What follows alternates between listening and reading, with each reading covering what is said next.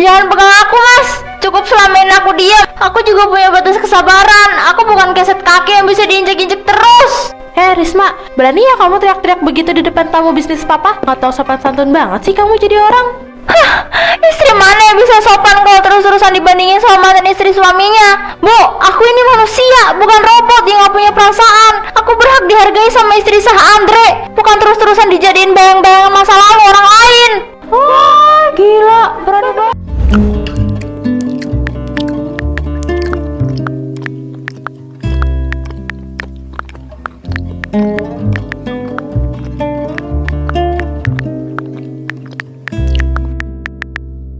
Duh, Risma, ini sup ayam apa air kobokan? Hambar banget, kamu lupa masukin garam apa gimana sih? Duh, maaf Bu, tadi aku udah masukin 1 sendok. Takutnya keasinan kalau ditambahin lagi. Alasan aja terus. Dulu ya, Adel itu kalau bikin sup ayam aromanya udah sampai ke rumah tetangga. Gurihnya pas, potongannya rapi, nggak kayak potongan ayam kamu yang gede-gede begini. Bu, udah, masih pagi, jangan mulai bahas yang lalu-lalu. Loh, ibu kan cuma ngomong fakta, Andre. Kamu itu harusnya bersyukur pernah punya istri kayak Adel. Jam segini rumah udah kinclong, masakan udah siap. Lah ini, lihat tuh, Risma nyapu lantai aja masih ada rambut rontok ketinggalan. Permisi Bu, lantai ini sebenarnya udah bersih banget kok. Semut aja sampai kepleset pas lewat sini. Hah, bener kata Bu Sumi. Udahlah ini Kak, sop ini enak kok, malah bagus, kurang garam. Biar tensi kamu nggak naik terus tiap pagi. Sini Risma, ambilin papa nasi. Iya Pak, ini nasinya. Terserah papa aja lah, ibu mau pergi arisan dulu. Oh ya Andre, nanti sore jangan pulang telat ya. Oh ya Andre, nanti sore jangan pulang telat ya. Ibu sengaja undang Adel ke rumah buat acara arisan nanti, biar silaturahmi kita nggak putus. Mas, Ibu beneran ngundang Adel sore ini?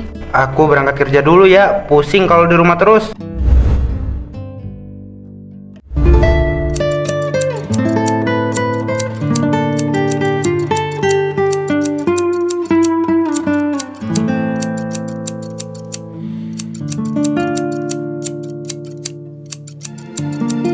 Risma, kamu kesini mau numpang Adam apa mau bantuin aku?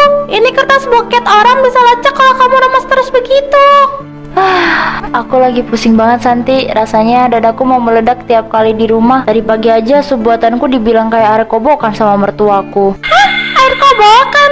Mulut ibu mertuamu itu dikasih makan cabai rawit berapa kilo sih setiap hari? Terus suamimu si Andre cuma diam aja kayak patung.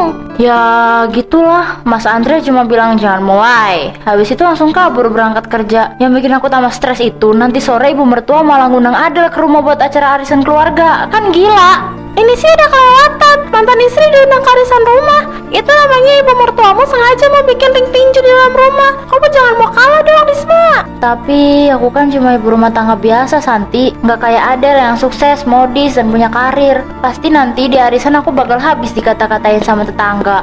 Dengerin aku ya, menjadi ibu rumah tangga itu pekerjaan mulia tahu. Lagian yang dinikahin Andre sekarang itu kamu. Pokoknya kamu harus kuat, tunjukin kalau kamu nggak bisa diinjek-injek.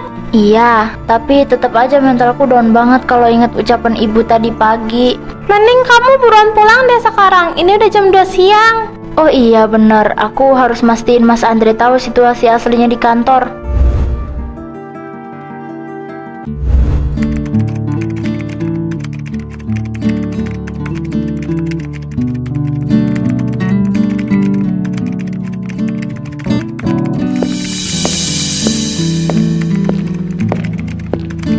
Ini kopinya Pandre, diminum dulu biar kepalanya nggak ngebul kayak knalpot. Dari tadi siang saya perhatikan Bapak cuma melamun terus. Berkas laporan dari kemarin belum ditandatangani. Makasih Rick, aku lagi pusing sampai nggak fokus lihat angka-angka di laporan kamu. Rumah tanggaku rasanya kayak mau pecah. Masalah ibu mertua sama Mbak Risma lagi ya Pak? Iya Rick, ibu tadi pagi marah-marah soal masakan Risma, terus banding-bandingin sama Adel. Parahnya sore ini ibu nekat ngundang Adel datang ke acara arisan keluarga di rumah. Aku bingung harus gimana. Waduh, itu namanya ibu bapak lagi bikin bom waktu di ruang tamu. Terus bapak cuma mau diem aja nonton mereka cakar-cakaran nanti sore. Mau gimana lagi Rick? Aku kan nggak berani bantai ibu, takut dibilang anak durhaka. Tapi di sisi lain aku juga kasihan sama Risma. Pandre menghormati orang tua itu wajib, tapi melindungi istri itu harus. Kalau bapak diem aja terus, Mbak Risma bisa-bisa kabur dari rumah. Kamu bener Rick, sikap diamku ini malah semuanya makin rusak.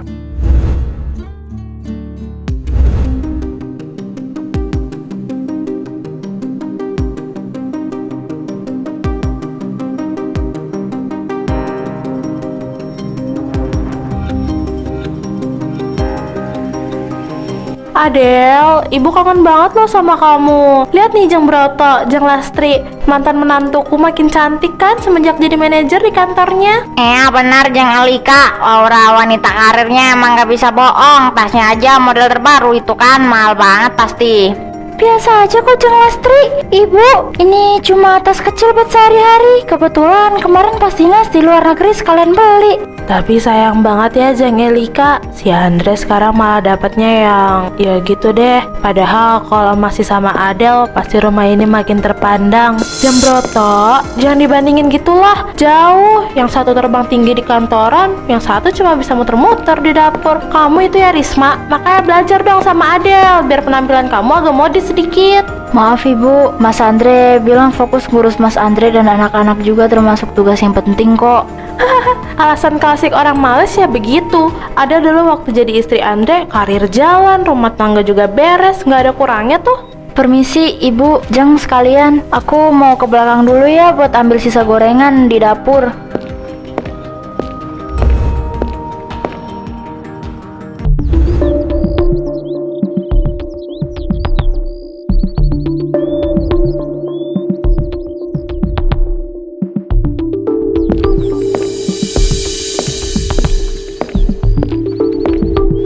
Risma, kamu kenapa berdiri di sini sore-sore begini? Kok matanya merah banget? Kamu habis nangis ya? Nggak apa-apa mas, cuma kelilipan debu aja tadi pas mau bawa nampan ke belakang.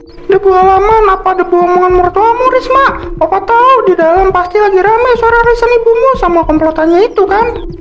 Iya papa, ibu beneran ngundang Mbak Adel datang ke arisan sore ini. Terus di depan tetangga aku dibanding-bandingin lagi sampai dibilang bisanya cuma muter-muter di dapur.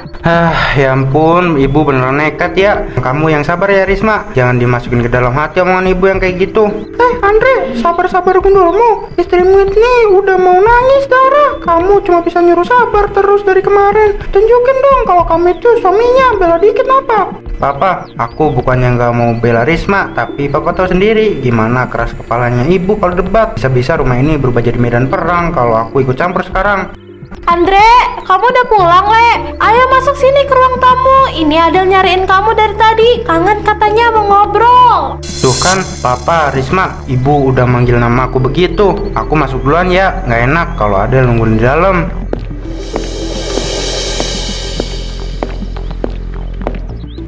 Tuh lihat kan kelakuan suamimu yang penakut itu. Ya udah, kamu tenang dulu di sini ya Risma. Papa ganti baju dulu.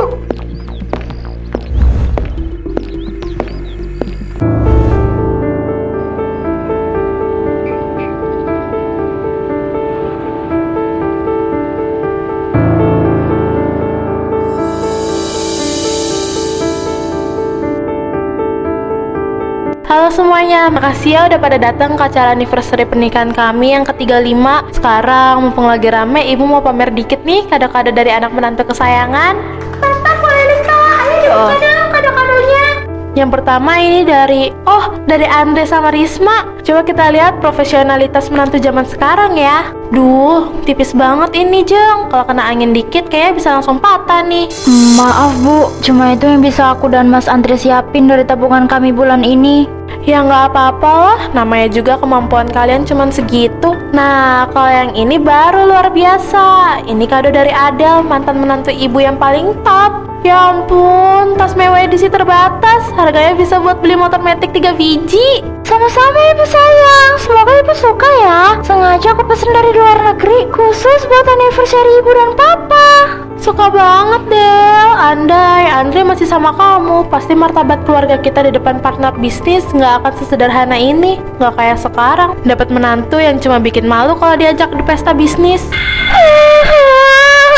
Cukup ibu, tolong stop sebut-sebut nama mantan istri Mas Andre lagi di depan semua orang. Risma, sadar, malu dilihat orang banyak. Jangan bikin ribut di sini.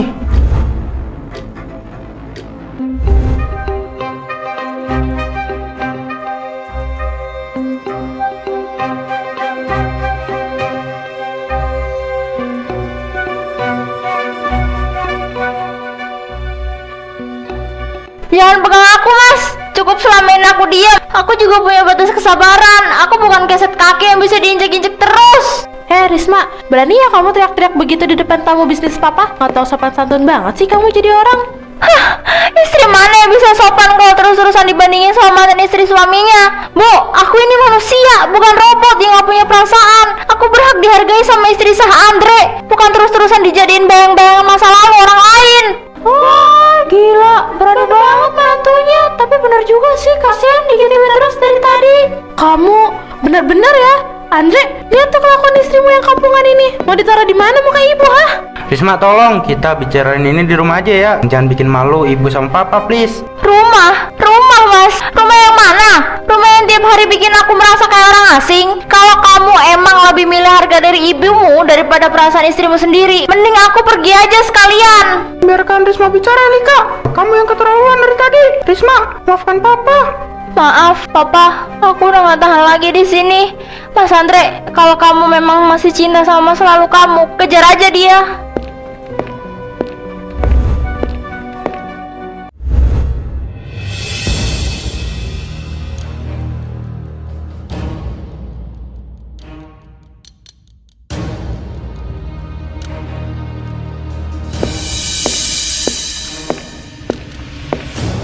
Risma, tunggu. Risma, tolong jangan langsung lari kayak gini. Dengerin penjelasan aku dulu. Mau jelasin apa lagi, Mas? Mau nyuruh aku sabar lagi kayak biasanya? Atau mau bilang kalau ucapan ibu tadi cuma candaan yang gak usah dimasukin ke hati?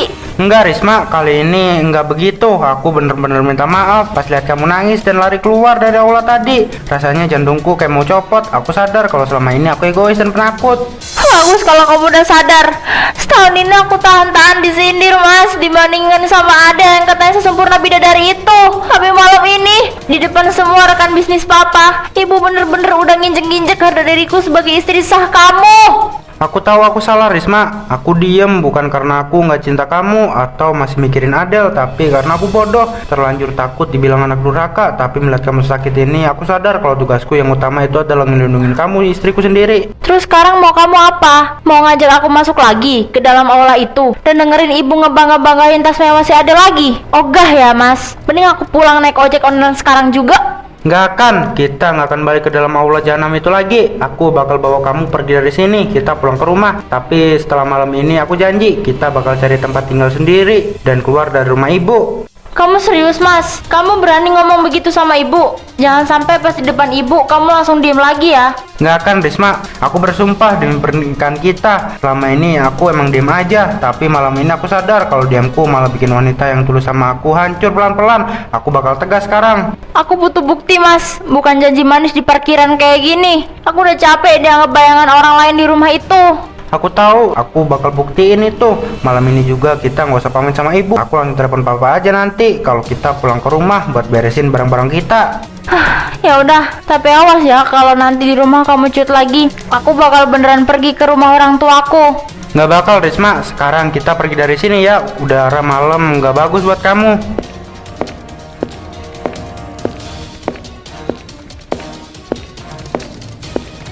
Kamu pegang janjiku Risma, kali ini aku nggak bakal mundur selangkah pun demi kamu. Ayo masuk, kita mulai hidup baru kita dari malam ini.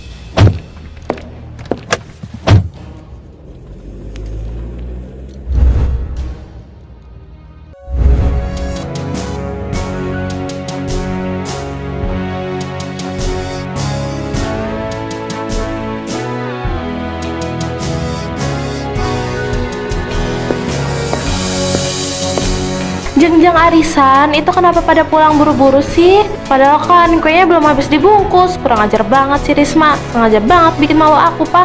Cukup Elika, sampai detik ini kamu masih belum sadar juga kalau yang bikin malu keluarga ini tuh kelakuan kamu sendiri, bukan Risma. Kok Papa malah bentak aku sih? Aku kan cuma ngomong kenyataan kalau si Adel itu jauh lebih sukses daripada menantu pilihan Andre yang sekarang.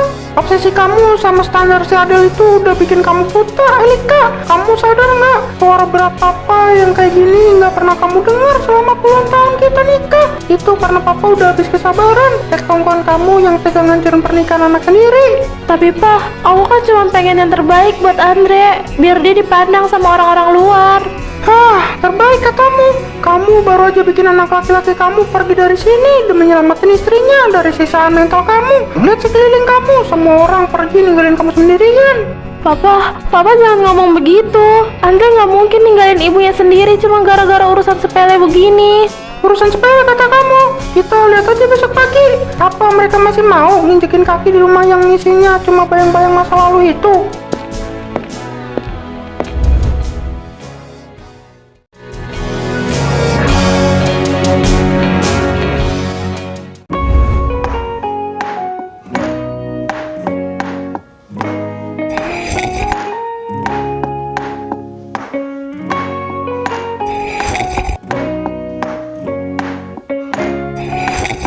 Aduh, ini paku kok susah banget lurusnya. Risma, tolong tiupin jempol aku dong. Merah nih.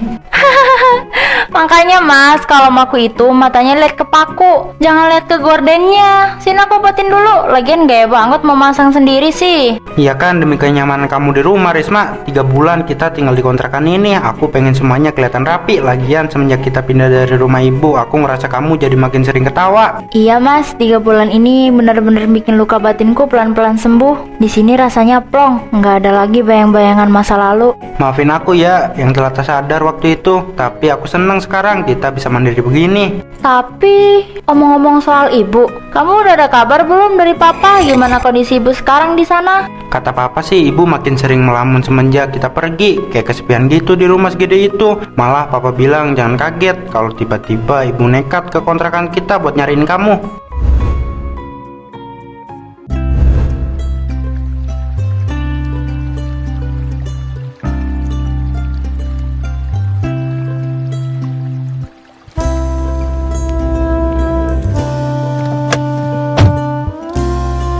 Risma, kenapa kaki aku yang disiram? Itu yang datang ibu. Ibu, kok ibu bisa tahu rumah kontrakan kami? Sore Andre, Risma. Iya, ibu nanya alamatnya ke papa kamu kemarin. Ini, ibu ada bawa sepiring kue bolu pandan buatan ibu sendiri. Baru matang banget loh dari oven. Iya, sore ibu. Oh iya, terima kasih banyak ya kue bolunya. Mari bu, silahkan duduk bu. Maaf ya, rumah kontrakan kami agak sempit dan seadanya. Nggak apa-apa Risma, justru rumah ini kelihatan adem banget, banyak bunganya. Maaf ya, ibu datang mendadak begini tanpa ngabarin kalian berdua. Tumben ibu kesini sendirian, nggak sama teman-teman arisan ibu, atau ibu mau bahas soal Mbak Ade lagi di sini kan? Enggak Andre, ibu nggak mau bawa-bawa nama Ade lagi. 3 bulan ini rumah terasa sepi banget kayak kuburan semenjak kalian pergi. Dan ibu sadar kalau semua itu karena keegoisan ibu. Ibu jangan nangis, aku udah nggak apa-apa kok. Risma, ibu minta maaf ya atas semua kelakuan buruk ibu selama ini.